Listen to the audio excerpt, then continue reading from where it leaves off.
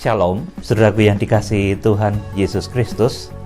Saat ini tanggal 23 Maret 2022, kita bertemu kembali di dalam kasih Tuhan Yesus Kristus, di dalam persekutuan firman Tuhan. Saya akan menyampaikan mengenai penyakit gereja di akhir zaman, penyakit sidang mempelai wanita anak domba Allah. Karena mempelai belum terbentuk secara sempurna, cemerlang, seperti Wahyu pasal 12 ayat 1 dan 2 itu, sekarang masih banyak cacat celah. Nah, pada saat ini saya akan menyampaikan salah satu penyakit dari gereja akhir zaman, yaitu pengajaran Isabel. Saudaraku, Isabel itu kalau di dalam sejarahnya adalah istri dari Raja Ahab, yaitu seorang raja Israel Utara yang memerintah pada zaman Elia, di mana itu merupakan musuh bebuyutan dari Elia. Saudara yang dikasihi Tuhan, nah di akhir zaman ini ajaran Isabel yang dimaksud itu adalah suatu ajaran yang mengizinkan terjadinya perzinahan, kemudian memakan persembahan berhala. Ini tentunya di dalam arti rohani yang lebih dalam yang akan saya sampaikan. Sebab kalau perzinahan secara jasmani itu semua orang sudah tahu. Saudaraku, itu gampang sekali. Saudaraku, tetapi perzinahan rohani itu tidak kentara. Saudaraku, kalau perzinahan secara jasmani itu akan mengakibatkan penyakit-penyakit yang jasmani pula. Saudaraku, ada penyakit AIDS, kemudian penyakit banyaklah saudaraku yang berkaitan dengan dosa-dosa seksual, yaitu dosa-dosa perzinahan secara jasmani. Kemudian perzinahan secara rohani itu akan mengakibatkan, saudaraku, ini satu penyakit rohani juga yang nanti juga bisa bermanifestasi dalam bentuk penyakit jasmani di dalam badan manusia. Kalau dahulu dikisahkan ada seorang yang pendarahan kemudian disembuhkan oleh Tuhan Yesus. Nah, itulah saudaraku, satu penyakit yang akan disembuhkan oleh kuasa Allah ketika penyucian pendamaian di akhir zaman. Penyakit yang terjadi pada organ reproduksi, kalau di dalam bahasa lahiriahnya. Kemudian di dalam bahasa rohaninya, saudaraku, ini satu penyakit di mana seseorang itu memasukkan benih-benih asing, bukan benih firman Tuhan, saudaraku. Benih-benih asing itu dimasukkan di dalam hatinya, didengarkan, dimasukkan di dalam hatinya, dianggap sebagai satu kebenaran. Ini membuat, saudaraku, organ-organ reproduksi baik secara jasmani itu kaitannya dengan organ reproduksi jasmani, baik laki-laki maupun perempuan, itu bisa mengalami penyakit, saudaraku. Kemudian, saudaraku, kalau secara rohani orang suka menelan, saudaraku, mendengarkan, memasukkan benih-benih yang lain, benih-benih asing, bukan benih dari Tuhan Yesus Kristus, itu nanti hidupnya, saudaraku, tidak akan berbuah-buah, tidak akan bisa melahirkan karya besar dalam hidupnya, karena dia melakukan satu persundalan rohani, dia melakukan satu perzinahan rohani. Saudara, kita coba akan membaca di dalam Wahyu pasal 2 ayat 20-24. Demikian, tetapi aku mencela engkau karena engkau membiarkan wanita Isabel yang menyebut dirinya nabiah mengajar dan menyesatkan hamba-hambaku supaya berbuat zina dan makan persembahan-persembahan berhala. Saudaraku yang dikasihi Tuhan, kalau berzina secara lahiriah, saudara sudah jelas ya, saudaraku. Tapi berzina secara rohani itu artinya ketika seseorang itu mendengarkan filsafat dunia, mendengarkan ajaran-ajaran yang tidak bersumber dari Alkitab. Saudaraku, padahal kita sudah bersepakat, kita sudah berniat ingin menjadi mempelai Kristus yang cemerlang tak bercela. Seperti Wahyu pasal 12 ayat 1 dan 2. Tetapi kita masih mendengarkan kepercayaan takhayul gugon Tuhan, saudaraku, yang tidak bersumber kepada Alkitab. Ini ajaran Isabel, saudaraku. Sesuatu yang tidak bersumber dari Alkitab, sesuatu yang tidak bersumber dari Tuhan, benih yang tidak bersumber dari Kristus, itu persundalan rohani. Jadi hendaknya saudara harus betul-betul menjadi bijaksana dan menjadi cermat di dalam kehidupan ini. Saudaraku, ayat yang ke-21. Dan aku telah memberikan dia waktu untuk bertobat, tetapi ia tidak mau bertobat dari zinahnya. Lihatlah, aku akan melemparkan dia ke atas ranjang orang sakit, dan mereka yang berbuat zina dengan dia akan kulemparkan ke dalam kesukaran besar jika mereka tidak bertobat dari perbuatan-perbuatan perempuan itu. Saudaraku, di sini dikatakan, lihatlah, aku akan melemparkan dia ke atas ranjang orang sakit dan mereka yang berbuat zina. Itu, saudaraku, artinya banyak mereka yang berbuat zina. Itu, saudaraku, kalau perzinahan secara jasmani itu mungkin sangat terbatas, tapi perzinahan secara rohani ini, saudaraku, bisa dilakukan dengan banyak orang. Ketika telinga kita ini, saudaraku, terbuka terhadap ajaran-ajaran yang enggak benar, ajaran-ajaran, dikatakan di sini ajaran wanita Isabel. Saudara, sidang jemaat di Tiatira ini adalah jemaat yang bagus juga. Tuhan mengakui kehebatannya. Namun disusupi oleh ajaran-ajaran yang tidak sehat, ajaran-ajaran yang tidak bersumber kepada Alkitab, ajaran-ajaran dari, saudaraku, dukun-dukun dan lain sebagainya. Saudaraku, itu ajaran Isabel, saudaraku, yang disebut juga dengan perzinahan rohani. Ketika rahim hati kita ini dibuka untuk mendengarkan, saudaraku, untuk menerima ajaran-ajaran lain yang tidak bersumber pada Alkitab. Ini kondisi jemaat Tiatira. Jemaat Tiatira diizinkan untuk mendengarkan ajaran-ajaran yang enggak benar. Dikatakan ini asalnya dari wanita Isabel, ajaran yang tidak bersumber pada Alkitab, kepada kepercayaan gugon Tuhan dan lain sebagainya. Itu bukan pimpinan bintang Tuhan, bukan pimpinan hamba Tuhan yang diurapi. Tetapi, saudaraku, itu merupakan sesuatu yang tidak benar, saudaraku, benih yang tidak benar, benih yang ditaburkan oleh iblis. Dan kalau itu dimasukkan di dalam hati saudara, itu menimbulkan penyakit. Pertama, itu bisa menimbulkan penyakit secara jasmani juga, saudaraku, nanti manifestasinya. Yang kedua, yang lebih berbahaya lagi, ini membuat hidup saudara, kalau saudara itu dimasuki oleh ajaran-ajaran yang enggak benar, yang enggak alkitabiah, saudara enggak akan bisa berbuah-buah. Saudara dimasuki oleh benihnya si iblis, bukan benih mempelai pria. Akhirnya saudara tidak pernah bisa melahirkan karya yang besar dalam hidupmu. Saudara tidak pernah melahirkan karya yang luar biasa dalam hidupmu, karena hidupmu sudah melakukan satu perzinahan rohani.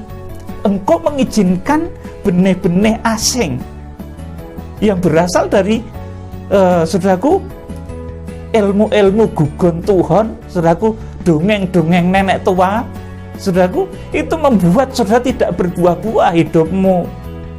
Oleh karena itu, saudara, ketika mendengar kitab Wahyu ini harus betul-betul sinkron dengan Alkitab. Saudara, mengenai akhir zaman, saya beritahu saudara, itu yang datang itu Tuhan kita Yesus Kristus. Saudaraku, bukan nabi lain, bukan Elia, bukan Musa, bukan tokoh lain juga, tetapi yang datang di akhir zaman itu Tuhan Yesus Kristus. Kemudian, saudaraku, Tuhan yang mau datang itu memberikan wahyunya kepada Yohanes. Saudaraku, wahyu tentang kedatangan Tuhan itu kepada Yohanes, bukan kepada orang asing. Saudaraku, bukan kepada peramal dari dunia ini, diberikan kepada Yohanes. Kemudian ditujukan lagi, di dalam suratnya itu saudaraku dituliskan untuk hamba-hambanya di akhir zaman. Jadi kalau saudara ingin tahu tentang kitab Wahyu itu, saudaraku, saudara ingin tahu tentang akhir zaman itu, pelajari Alkitab. Jangan saudara pelajari saudaraku satu ilmu-ilmu yang lain, ilmu-ilmu yang tidak berdasar kepada firman Tuhan. Nanti membuat saudara dimasuki oleh ajaran Isabel. Saudara, kita akan baca di dalam Wahyu pasal 1 ayat 1-3 bahwa yang datang di akhir zaman itu Tuhan Yesus. Oleh karena itu yang ngerti juga adalah pengikut-pengikut Kristus. Saudaraku, kita akan baca Wahyu pasal 1 ayat 1-3. Inilah wahyu Yesus Kristus yang dikaruniakan Allah kepadanya, supaya ditunjukkannya kepada hamba-hambanya apa yang harus segera terjadi.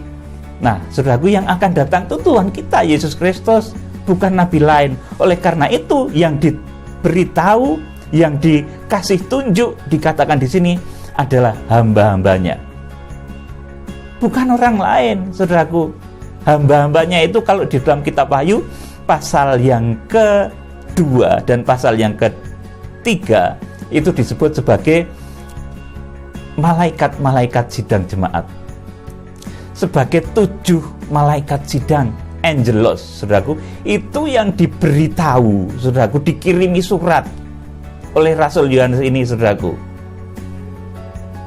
Surat kepada malaikat sidang jemaat di Efesus, surat kepada malaikat sidang jemaat di Smyrna, Pergamus, sampai Laodikia.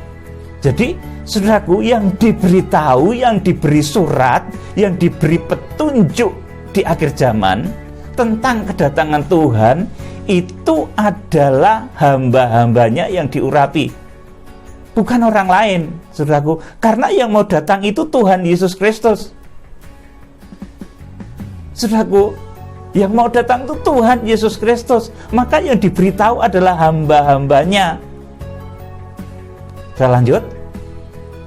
Dan oleh malaikatnya yang diutusnya, ia telah menyatakan kepada hambanya Yohanes. Jadi saudaraku, kepada Rasul Yohanes pertamanya, kemudian selanjutnya Yohanes telah bersaksi tentang firman Allah dan tentang kesaksian yang diberikan oleh Yesus Kristus, yaitu segala sesuatu yang telah dilihatnya. Berbahagialah ia yang membacakan dan mereka yang mendengarkan kata-kata nubuat ini dan yang menuruti apa yang ada tertulis di dalamnya, sebab waktunya sudah dekat. Ayat 3, saudaraku, perhatikan baik-baik. Berbahagialah ia yang membacakan. Artinya apa, saudaraku? Kitab Wahyu ini, saudaraku, diberikan oleh Tuhan untuk manusia yang bisa membaca. Saudaraku, manusia yang bisa mendengar dan manusia yang bisa melakukan kehendaknya di akhir zaman. Jadi kitab Wahyu ini, saudaraku, bukan ditulis untuk, saudaraku, makhluk gaib. Kalau saudaraku sudah membaca di dalam ayat yang ke-11, memang di sini ada disebutkan, apa yang engkau lihat, tuliskanlah di dalam sebuah kitab dan kirimkanlah kepada ketujuh jemaat ini, ke Efesus, ke Smyrna, ke Pergamus. Nah, dan selanjutnya, kemudian di Wahyu pasal 2 dan pasal 3, di sana dikatakan surat kepada malaikat sidang jemaat di Efesus, surat kepada malaikat sidang jemaat di Smyrna. Saudaraku, siapa toh yang perlu surat itu, saudaraku? Yang perlu surat itu manusia, saudaraku, bukan makhluk gaib, bukan malaikat, bukan malaikat yang nggak kelihatan. Malaikat yang nggak kelihatan tuh nggak perlu kitab Wahyu, saudaraku. Mereka berbicara dalam bahasa dia sendiri, saudaraku. Jadi kitab Wahyu itu untuk manusia, manusia darah daging, manusia hidup, supaya manusia yang penuh kelemahan ini dituntun kepada kesempurnaan. Siapa yang menuntun? Tuhan sudah memberikan satu penjelasan di Wahyu pasal 1 ayat 16. Yang menuntun kepada kesempurnaan, saudaraku, itu Tuhan Yesus Kristus melalui hamba-hambanya yang diurapinya, hamba-hamba yang dipegang dalam tangan kanannya, bintang-bintang Tuhan. Saudaraku, jadi akhir zaman ini, saudaraku, kedatangan Tuhan Yesus Kristus itu diberikan oleh Tuhan kepada Rasul Yohanes, kepada kita semua. Rahasia akhir zaman ini dipercayakan oleh Tuhan kepada hamba-hamba Tuhan yang diurapi, teristimewa, yang diberikan mandat secara khusus, yang diberi surat kepada secara khusus oleh Tuhan. Itu adalah 7 malaikat sidang yang disebut sebagai malaikat sidang jemaat Efesus, Smyrna, Pergamus, Tiatira, Sardis, Philadelphia, dan Laodikia. Siapa mereka? Mereka adalah bintang yang digenggam dalam tangan kanan Tuhan Yesus. Wahyu pasal 1 ayat yang ke-16.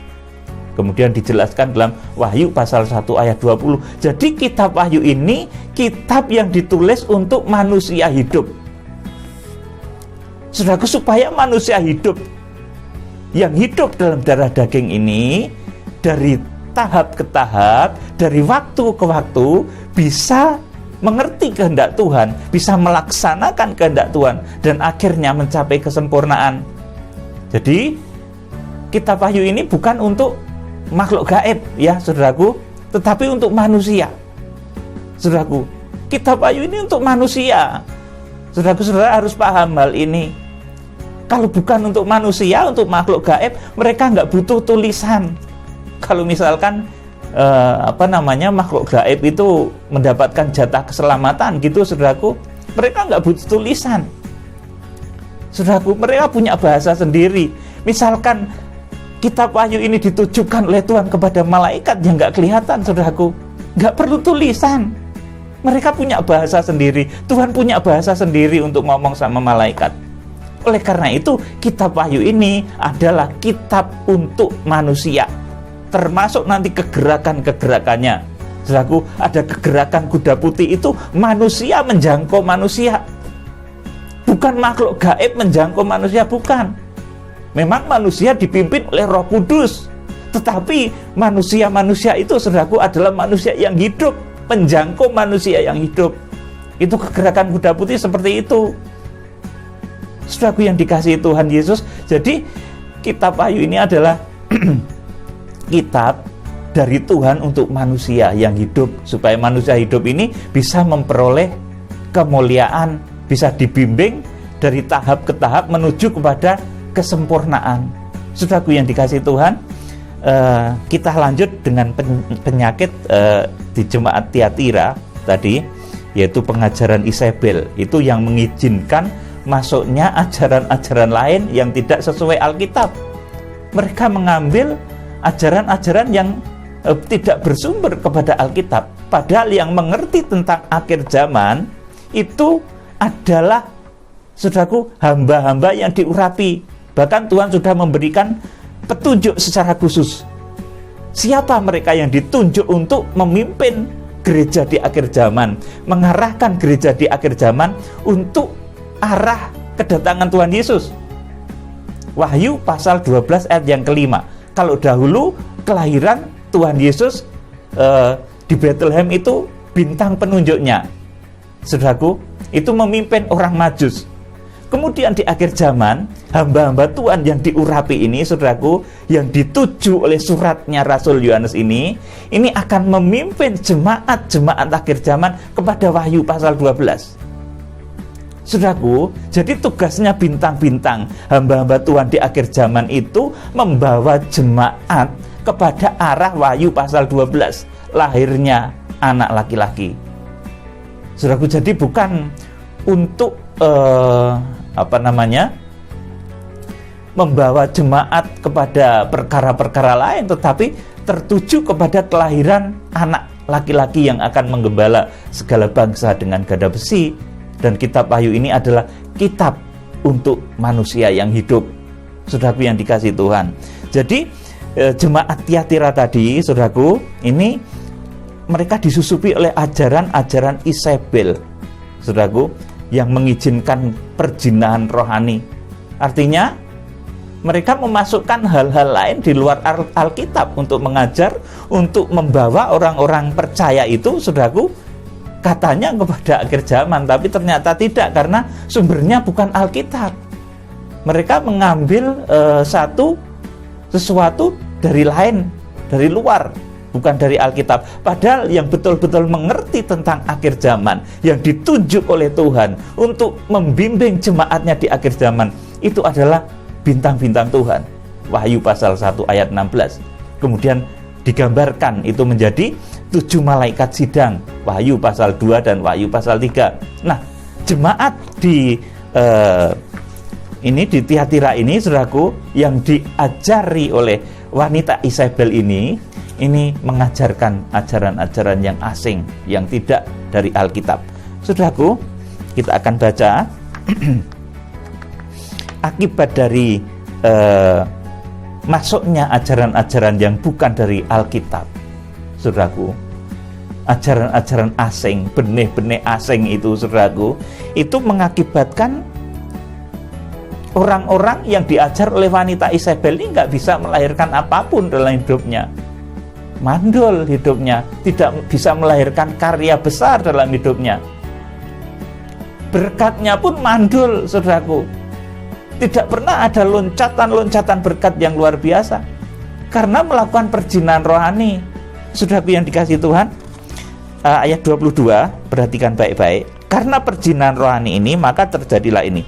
Lihatlah, aku akan melemparkan dia ke atas ranjang orang sakit, dan mereka yang telah berbuat zina dengan dia akan kulemparkan ke dalam kesukaran besar jika mereka tidak bertobat dari perbuatan perempuan-perempuan itu, dan anak-anaknya akan kumatikan.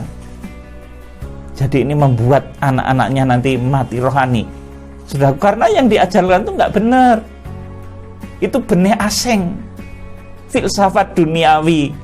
Saudaraku, itu sesuatu yang nggak benar, gugon Tuhan. Saudaraku, akibatnya itu nanti kalau dituruti membuat mati rohani. Anak-anaknya akan mati rohani, nggak percaya lagi. Saudaraku, karena ajaran-ajarannya nggak benar. Itu kalau dituruti nanti lama-lama membuat mati rohani. Saudaraku, ini arti dari Wahyu pasal yang kedua ayat 23. Dan anak-anaknya akan kumatikan, dan semua jemaat akan mengetahui. Jadi saudaraku, anak-anaknya nanti nggak akan berbuah, saudaraku, bahkan akan mati rohani, hilang pengharapan. Apapun yang dikerjakannya menjadi mandul, tidak menghasilkan apa-apa. Saudaraku yang dikasihi Tuhan, dan anak-anaknya akan kumatikan, dan semua jemaat akan mengetahui bahwa akulah yang menguji batin dan hati orang, dan bahwa aku membalaskan kepada kamu setiap orang menurut perbuatannya. Tetapi kepada kamu, yaitu orang-orang lain di Tiatira yang tidak mengikuti ajaran itu dan tidak menyelidiki apa yang mereka sebut seluk-beluk iblis. Lah, mereka Isabel itu mengajarkan seluk-beluk iblis juga. Jadi sok tahu banget gitu, saudaraku, tentang iblis, macam-macam seluk-beluk iblis. Lah, buat apa toh kita belajar seluk-beluk iblis? Lebih baik kita belajar seluk-beluk firman Tuhan. Saudara, kalau kita dekat dengan Tuhan, kita belajar firman Tuhan, menjadikan tubuh ini bait suci Allah, saudaraku, kita nggak usah takut dengan iblis, saudaraku. Kita nggak perlu takut kalau kita yakin bersama Tuhan, saudaraku. Kita menjadikan badan ini bait sucinya, saudaraku. Kita nggak usah takut dengan iblis, dengan setan, dengan hantu. Nggak perlu takut itu, saudaraku. Jadi, saudaraku, selain memperbolehkan tadi berzina secara rohani, itu artinya memasukkan ajaran-ajaran yang tidak alkitabiah. Saudaraku, itu dimasukkan dipercaya, diyakini, saudaraku, itu membuat hidupnya nggak berbuah, saudaraku. Anak-anak rohaninya akan mati, saudaraku, tidak menghasilkan apa-apa. Anak-anak rohaninya akan mati rohani, saudaraku. Kemudian, tetapi kepada kamu, yaitu orang-orang lain di Tiatira yang tidak mengikuti ajaran itu dan yang tidak menyelidik apa yang mereka sebut seluk-beluk iblis, kepada kamu aku berkata, aku tidak mau menanggungkan beban lain kepadamu. Sudah, jadi apabila jemaat itu terlibat dalam dosa seperti yang dialami jemaat Tiatira ini, membiarkan, bahasa saya ya ini, saudaraku, membiarkan rahim hatinya itu dimasuki oleh benih-benih asing, Benih-benih asing itu bisa kepercayaan, gugon Tuhan, saudaraku. Itu dipakai untuk ngajar akhir zaman. Padahal akhir zaman itu, saudaraku, sumbernya sudah jelas. Yang diberi itu Yohanes, hamba-hamba Tuhan. Kemudian alurnya juga sudah jelas. Tentang akhir zaman itu, yang mengerti, yang dipercaya dengan detail, itu adalah bintang Tuhan yang digenggam di dalam tangan kanan Tuhan Yesus Kristus. Wahyu pasal 1 ayat 16 itu. Dan arahnya pun jelas. Kelahiran anak laki-laki di Wahyu pasal 12. Saudaraku, sangat jelas semuanya itu. Saudaraku, tetapi wanita Isabel ini membiarkan, saudaraku, benih-benih asing itu masuk. Akhirnya, saudaraku, karena benih-benih asing itu masuk, dia tidak pernah bisa menghasilkan buah. Karena yang masuk itu bukan benihnya Tuhan, tetapi benih asing.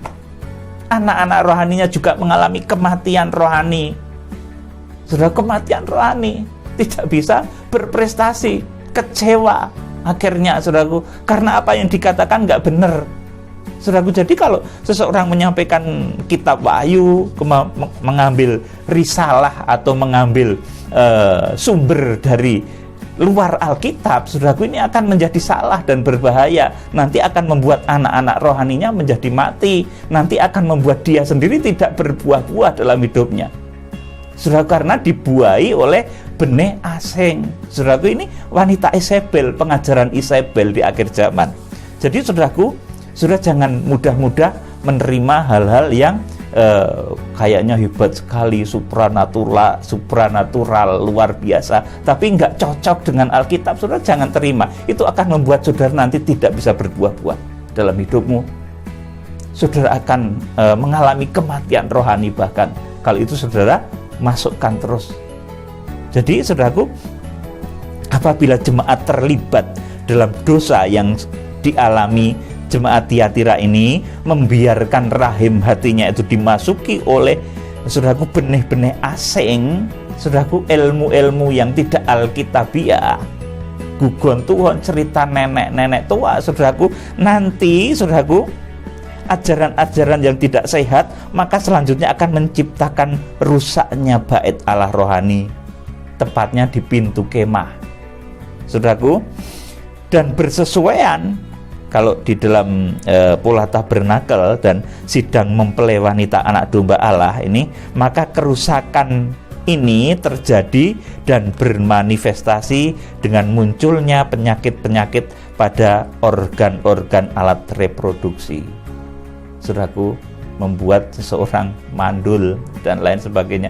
Itu sumber secara spiritualnya sebenarnya, saudara, karena dia terlalu sering memasukkan benih-benih asing yang bukan benih dari Tuhan Yesus Kristus. Gugon Tuhan, kepercayaan turun-temurun yang tidak benar, saudara. Kemudian, saudaraku, cerita nenek-nenek tua, Rasul Petrus katakan seperti itu, saudaraku. Itu membuat seseorang mandul, saudaraku, tidak bisa membuahkan hasil dalam hidupnya. Kemudian, saudaraku, selain organ reproduksi, ini sebenarnya panca indera kita ini secara umum juga terkena kepada pintu kemah, tepatnya 5 tiang pintu kemah suci.